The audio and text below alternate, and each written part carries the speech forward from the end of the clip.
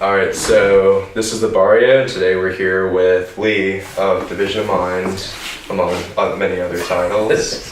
So, how was your day? My day was good. It was a little bit long, but not bad. I'm through with work for the summer, and just got back from a weekend, so I'm still kind of settling back into not having a million things to do all at once, and it's pretty nice. Hell yeah.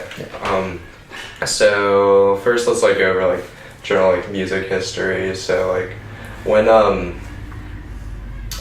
do you feel like music became a big part of your life? Honestly, music was always kind of a big part of my life, in the sense that when I was really young, I was always pretty musically inclined, and my father in particular was very interested in music. He was the person who sort of got me interested in punk music in the first place. And so, my parents, when they were still together, there was always kind of music on, and I used to sit and actually listen to records with my dad when I was really young. But I would say, probably it became a sort of part of my sort of social life about the same time that it did with all of my friends, sort of early middle school, just when, people was just about the age where they could start kind of going out to shows from time to time. And, a lot of my friends skateboarded, and so, the music that was in skate videos, was definitely important sort of segues into different kinds of kind of alternative culture. So you were always into punk, hardcore, stuff like metal? Yeah, metal less so. I've never been a huge metal guy. There's certainly metal that I like. Initially, I would say my sort of subcultural entry point was more the sort of goth and industrial spectrum, but because punk and hardcore are just much more accessible in sort of a local sense of those, when you're young, particularly, it's those are the shows you can go to. For sure. And there's much more of an established sort of DIY culture around that, so it pretty quickly kind of gravitated in that direction. You were talking about video games kind of a second ago. Are the Tony Hawk games notorious for punk, all sorts of stuff like that? Did you play games when you were younger that kind of got you into music more? Or I played games casually. I would say skate videos were more of an influence, at least on my circle of friends. Though at the point when Tony Hawk and stuff were coming out, I remember when the first one came out, and it was exciting to hear bands that I liked. You're probably a little bit older than I am. Yeah, so I'm 31. That makes sense. So it's there was definitely that moment, and I can't remember if it was in 2 or 3 that Avail was in one of the Tony Hawk games. I remember when that happened, it being very exciting. Yeah. Or was it Striking? I can't even remember. I was not a big video game guy, but it is definitely clear how the Tony Hawk specifically got lots of people into punk music generally. For sure, I can agree with that one. Yeah. What are some of your favorites from being younger? Being young in terms of bands? Yeah, stuff like that. Oh, it was just anything that I could access in a live setting. So I think, I have a very specific memory of seeing Dead Serious, which was a band from around here, and recognized it. So at the time, my favorite band was Count Me Out. They were but it was in this way where I was still pretty young, and they did not feel necessarily peers to me. They were still people that I kind of looked up to in the way that is, I guess, more a conventional approach to music fandom. And I remember seeing Dead Serious and recognizing people on stage that I had just seen kind of at shows, in the audience, moshing, whatever. And I remember like it just like kind of clicking, like, oh, these are just kind of people like me. I mean, a little older or whatever. They're people like me. And so, I mean, quickly, like it quickly became, I don't know, that was kind of how I think I started to get a sense of why punk and hardcore are sort of uniquely positioned as subcultures. And so at the time, you know, I was like a pretty voracious consumer, but like in terms of local bands, you know, it was like Count Me Out, Avail, Strike Anywhere were big, sort of important bands to me. Like I said, Dead Serious, Murder Weapon, you know, DTN, and then later on, I mean, you know, all of the Richmond bands, especially when my friends starting bands, like that was what was exciting, was like, you know, you could go kind of like, especially the first few times, like going out of town with friends' bands and stuff, like that were your peers, you know, it was something that you could feel responsible for in some small sense, and feel kind of like accountable to, and like you're a part of something that is larger than you. And I think that's like a really attractive aspect of punk and hardcore for young people. At least it was for me. So like coming off of that, you're a sports fan, I've heard. You like soccer. Yeah. How would you compare like when you look at sports, it's kind of the same aspect. You see people kind of get together, and that's how I would say it's similar to people that like different genres of music.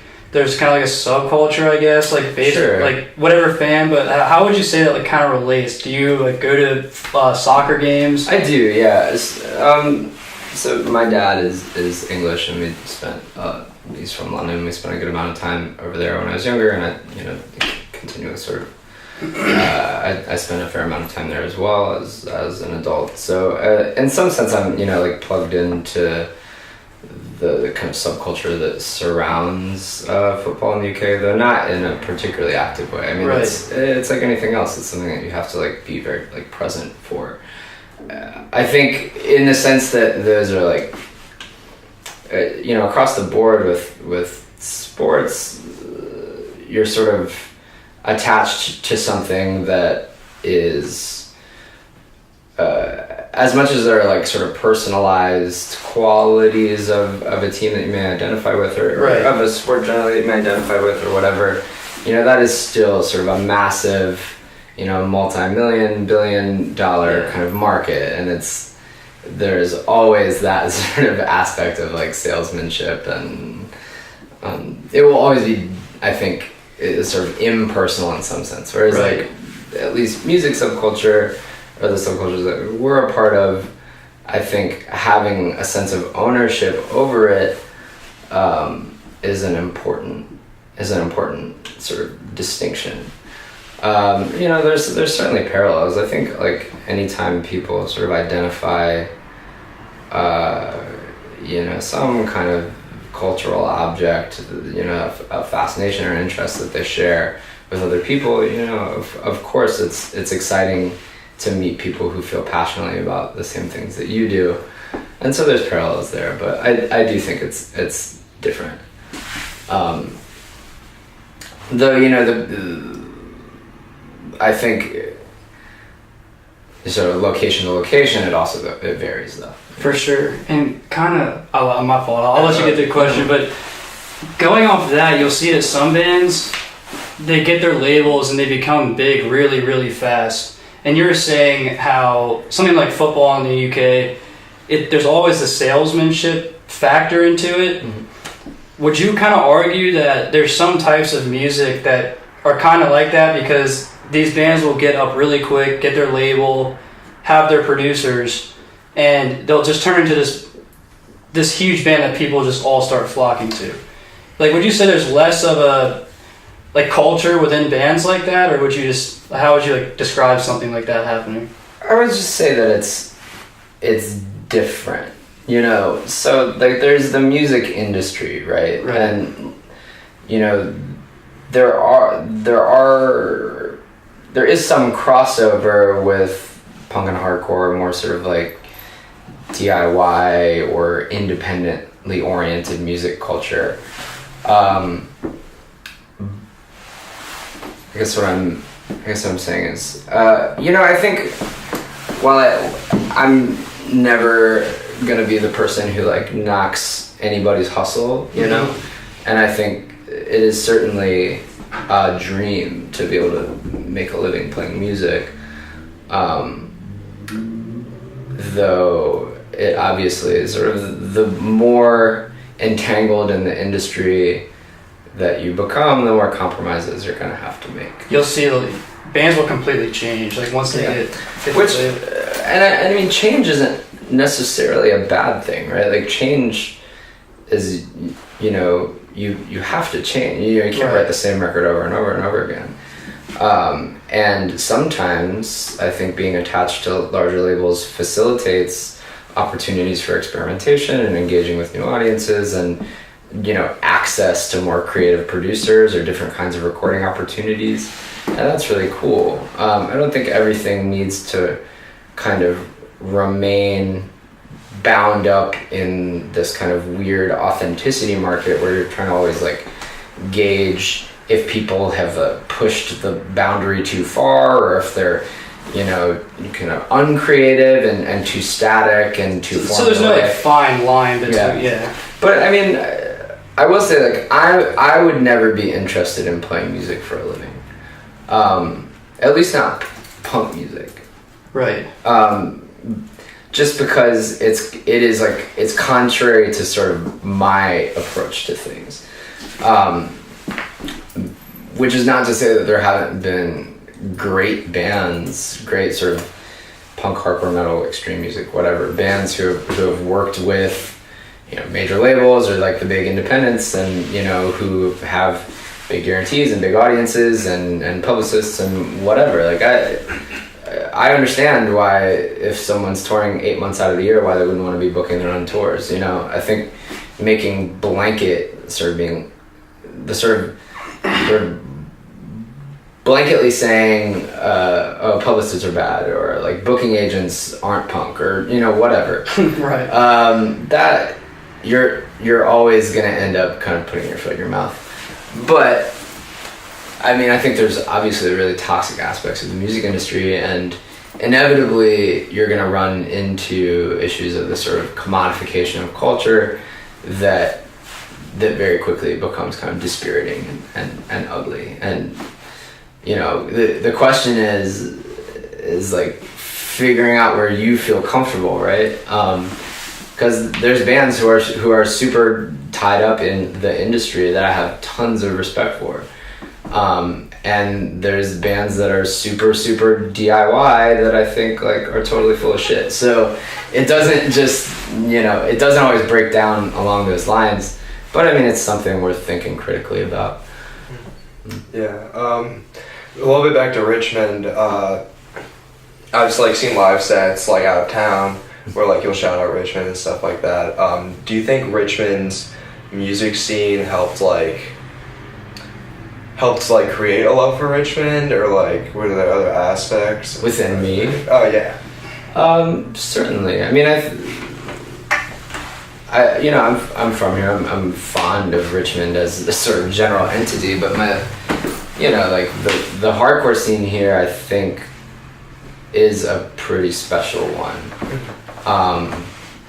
And particularly sort of like my history with it, I really do appreciate the effect that it's had on my approach to, I mean, punk and hardcore certainly specifically, but also just more generally creative pursuits. I think it fostered at least a sort of attitude and approach that really works for me.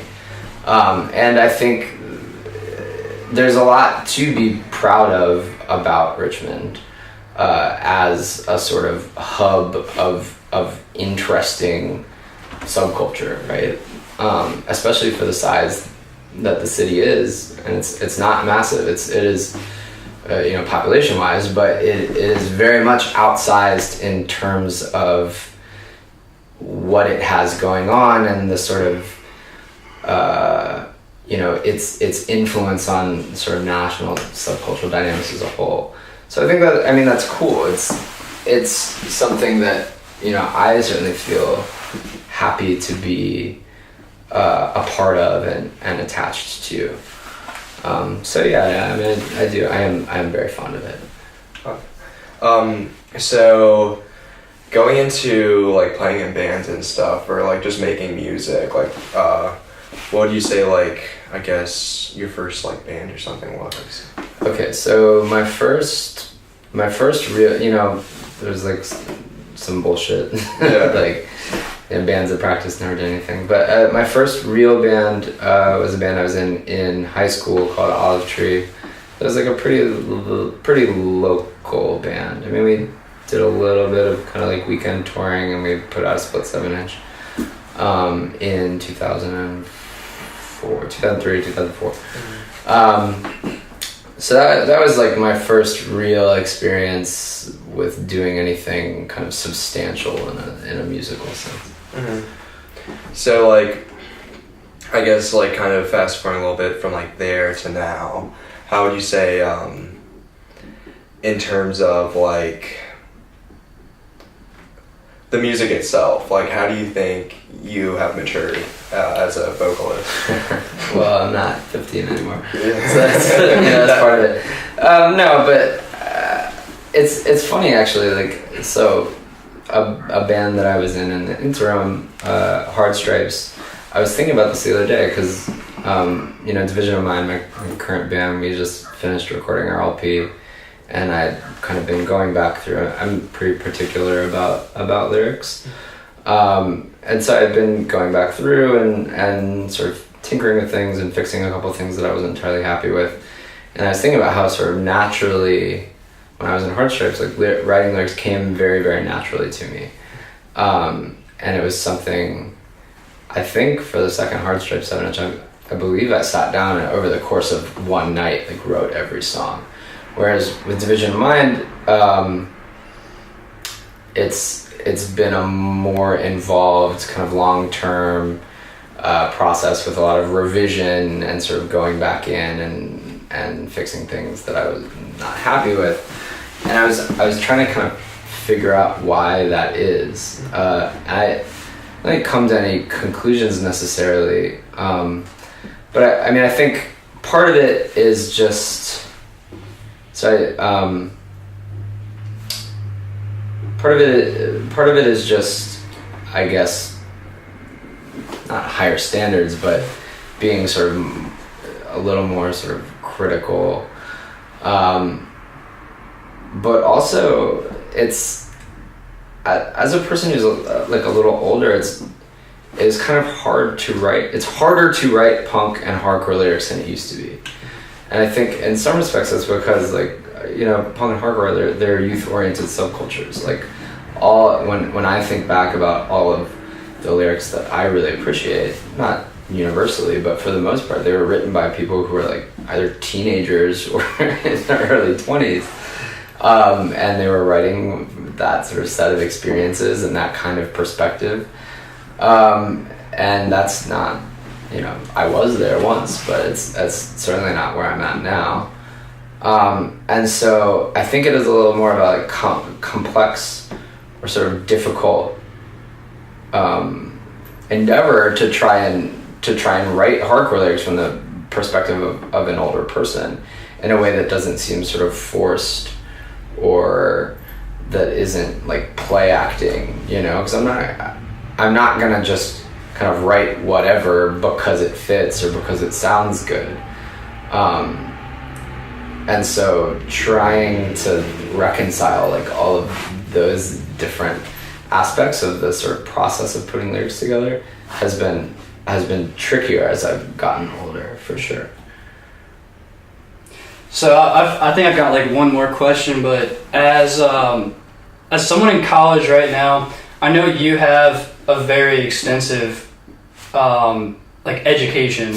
You've spent a lot of time in class, and I was just wondering how you managed to kind of balance the time in between making your music and going to class and I was wondering if going to school kind of like transformed the way you write or like think about writing lyrics in your music. Yeah, so I guess like full disclosure on that, or like the sort of full story on that is like I'm currently in the midst of doing my PhD in what is a sort of interdisciplinary media studies and theory program. But my background is in literature, so my master's degree is in English literature, and my undergrad was in English as well. So, I mean, obviously the sort of just general exposure to the written word or whatever, as that's kind of accumulated throughout, the course of higher education, has certainly been an influence, like that's impossible to deny. And in terms of how I sort of manage the time constraints, poorly sometimes. So the nice thing about at the point where you're doing sort of doctoral work at school is in some sense much more like a job than it is like going to school. Right. And as part of my sort of graduate assistantship, I teach. So I teach film at VCU, and it is certainly during the semesters. It is a pretty intense time constraint. It's difficult for us to do much. Right. And part of the reason that the finishing the LP was kind of such a slow or laborious process was that I was trying to do it in the middle of a semester. So, and that my work is always gonna kind of be a priority at this point in my life. I can't exactly just like fuck off and like, skip, or just like bail on sort of school obligations or academic obligations. But the nice thing is it leaves summers open for the most part. I mean, there's still work to be done during summers, but it's not like I have to be at a specific place like 5 days a week like a lot of people do for their jobs. So, I mean, that makes it easier to do some things within the kind of standard conventions of like being a hardcore band. I would say that the degree to which I am sort of like very specific about word choice and why I can be a very slow lyricist, especially at this point in my life, it's partially just, I'm kind of, so I write for a living, right? So like I'm thinking about words all the time. And when I feel like, even in the context of writing hardcore lyrics, and this is, I think, is like an impediment more so than it is some kind of, this is not necessarily a good thing, I guess, is what I'm saying, is that I do have a hard time if I feel like a word that I've chosen or even the sort of construction of a sentence or a line within a song, if I feel like it's only like 80% there and it's not really right, I have a really hard time just letting it go. And therefore it can take me a long time to finish things. That's super respectable though, because you'll find some bands, you'll look at their lyrics and I guess it's, I don't want to sit here and disrespect people, but like you'll see their lyrics and you're like, come on, like that's kind of ridiculous, but you must have a way to, like, do you find yourself following rules and a structure because you've been around literature for so long? Because I am certainly, I think, more attuned to grammar than maybe a lot of people who write hardcore lyrics. But I don't think that's necessarily a good thing. I mean, it's a thing that works for me, right? Yeah. For the most part, I'm pretty happy with my contributions to the bands that I've been in throughout the years. But honestly, some of my favorite hardcore lyrics ever penned are in sometimes like are certainly not grammatically correct, and in many respects almost like kind of like approaching nonsense, but they, or just the sort of like stupid rantings of a teenager. But for whatever reason, that is what works in the context that it's in. I think where you start to like, the problem is, especially these days, that there's just so much that's accessible, right? That you see a lot of kind of derivative or like paint by numbers lyrics, or like, you know, the example that I can think of, just off the top of my head, is like, I remember after the first, well, not the TUI demo, but after Stay Cold came out, like, I could not count the number of just rehashed, reconfigured, you know, the record blew up. It was a fantastic 7-inch. You know, it is a sort of modern classic in many respects. But then, you know, everywhere it was like the Reaper this, the Reaper that, like, you know, all these lyrics about being like ice cold this, whatever. And so, and now, I mean, that was at this point kind of a while ago. So like now you really do, you see things kind of pop up very quickly, kind of percolate down through culture, or through subculture, I guess, and get kind of churned up and kind of reconfigured and spit out. And that, you know, it is hard sometimes not to kind of like chuckle about it when you see the really blatant stuff. I mean, it happens, it's not just with lyrics. I mean, it happens with chord progressions and drum beats and artwork and, you know, everything like else. Breakdowns are one of the biggest things that I see. You'll see so many breakdowns almost being like exactly copied from other bands, and but that's just the thing that I always kind of notice, because it, you know, generally when I hear a new band, like one of the first things I pay attention to is the, you know, the vocals and the lyrics, right? Just because that's what I kind of gravitate exactly. Yeah. So I guess for anybody not familiar, which I mean, it's hard to miss you guys in hardcore, but how would you describe like Division of Mind? Oh man, that's a tough question. How would I describe Division of Mind? Division of Mind is so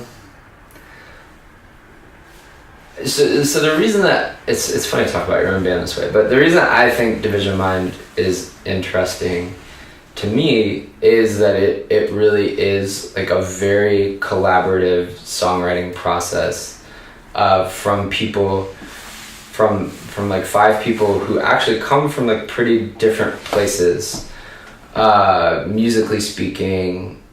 But I mean, if I was going to describe it, you know, like, so when we started the band, we wanted to make hard music, right?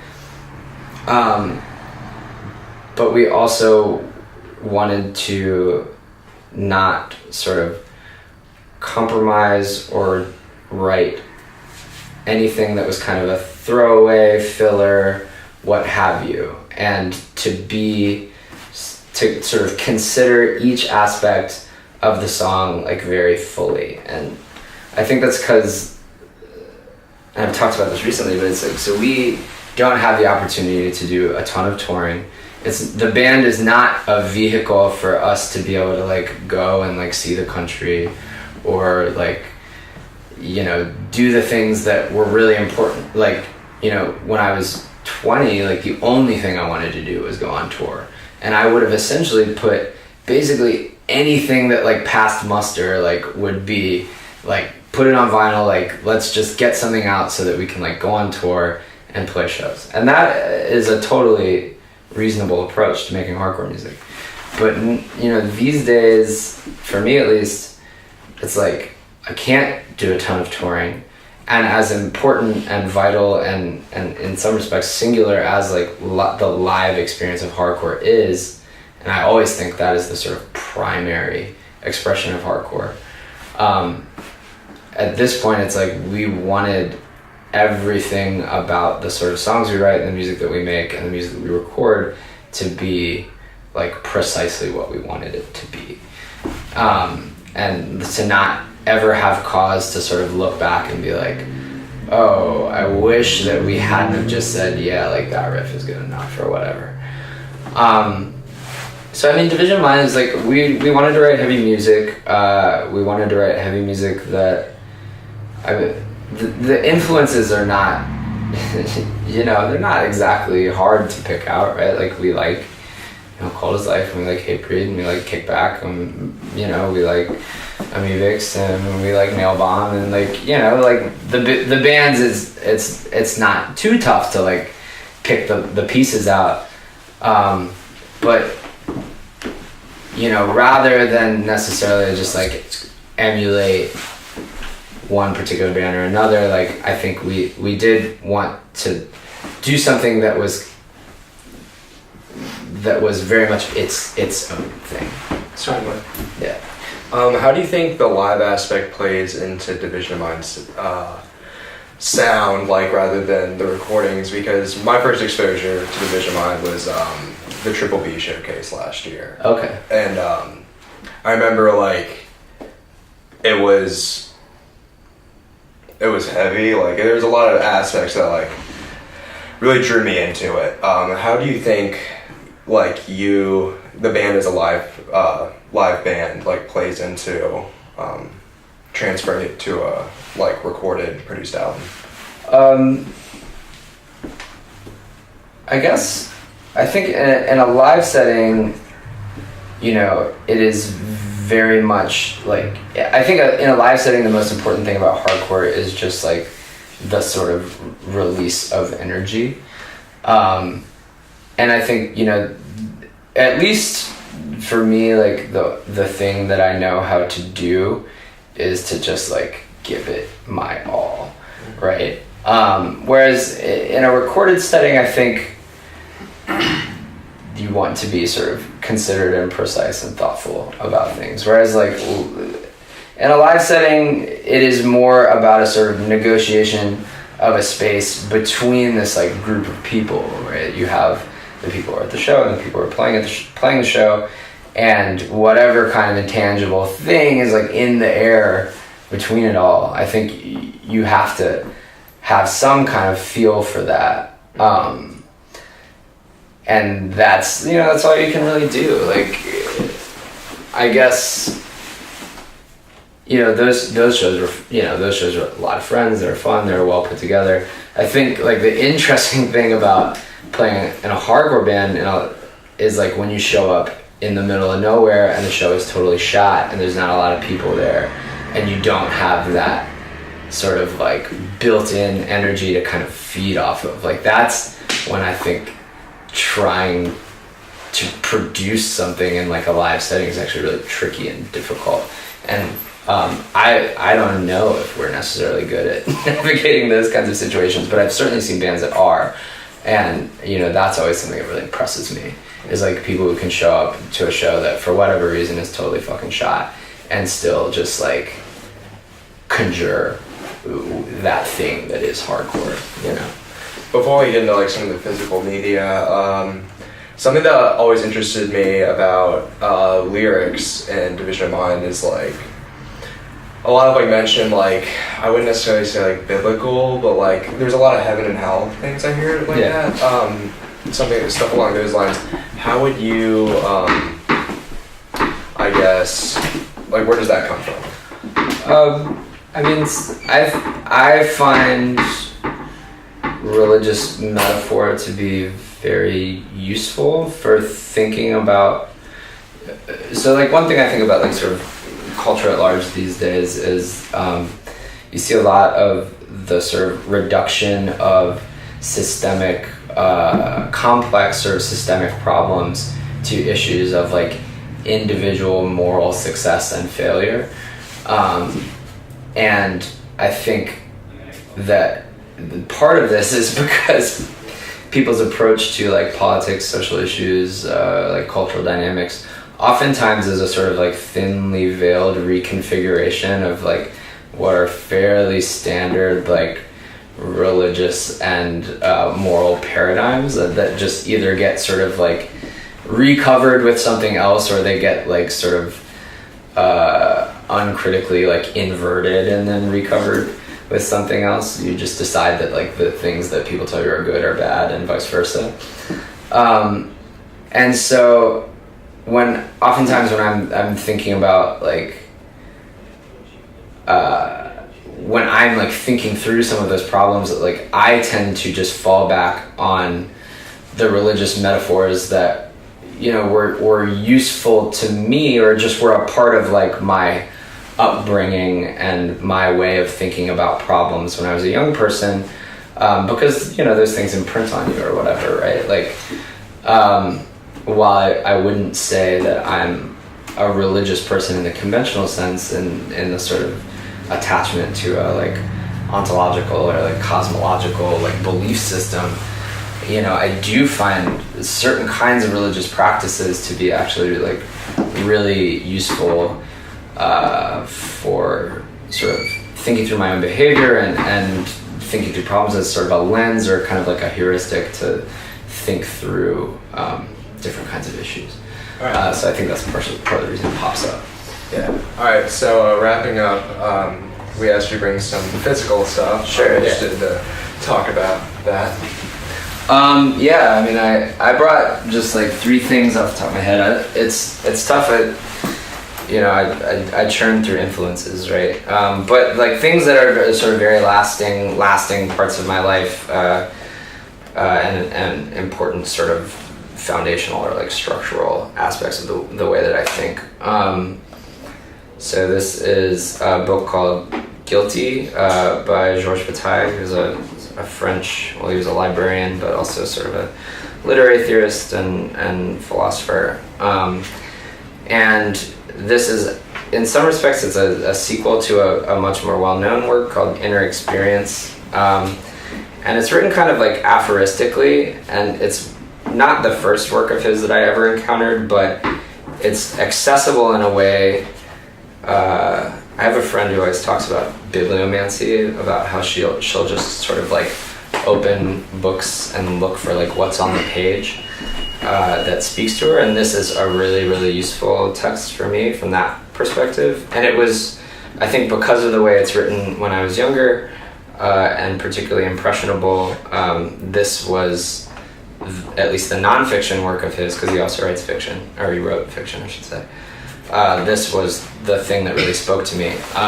And, he, I would say more so than many, is at least a kind of singular figure that I can point to as being like really impactful upon my way of thinking, and my interests, both like kind of general and also like academic in a more formal sense. This is the research edition of the Atrocity Exhibition by J.G. Ballard. J.G. Ballard, he was he was a British science fiction writer. Science fiction I use loosely. The Atrocity Exhibition is probably his most experimental novel, and it's very like highly referential to a lot of his other work. So I actually I prefer Ballard in short story form, but this particular text, this edition of it is very good because it is both illustrated and heavily footnoted, and I would say is the most kind of comprehensive or fullest realization of his literary project. So Ballard, his work was the subject of my master's thesis. I've written about him. I continually write about his work, and he's like a very pivotal figure for me, and some sort of cultural transformations that I see as being very like fundamental to kind of understanding the contemporary kind of like social conditions of the world. And so it is a good place to start. It's a deeply, deeply troubling book, but I think a very important one for me. And this is by far the best edition of it. And then the last thing that I brought is a weird thing. It's a book called Ordeal by Roses, and it's in some respects by, but more so about a Japanese novelist named Yukio Mishima, who, in terms of kind of like individual literary figures, as opposed to having like, he did have a strong effect, I guess, on my sort of perceptions and thoughts about like the outside sort of social world and like the world of like kind of social reproduction. but in a more sort of like interior sense, and my like way of thinking through and relating to myself, like particularly as a man, and in and around the sort of sphere of like thinking critically about masculinity. Like he is probably the most like singularly important individual author for that kind of like interior or like self-reflective thinking. And so this is a book of photographs of him by a guy named Acosta that he directed, and it was like kind of produced late in his literary career when he was already sort of a minor celebrity, and he became sort of infamous because he committed ritual suicide after staging what was sort of a failed coup after World War II ended. But the book itself, it does this really interesting thing where it's like this very, it is a sort of,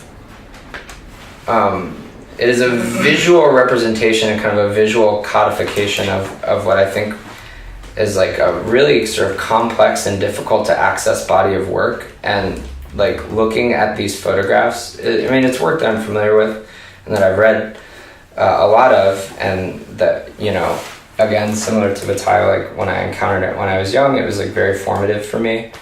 But this as just like that kind of like object, like text object or like art object, is something that is like very, very important to me.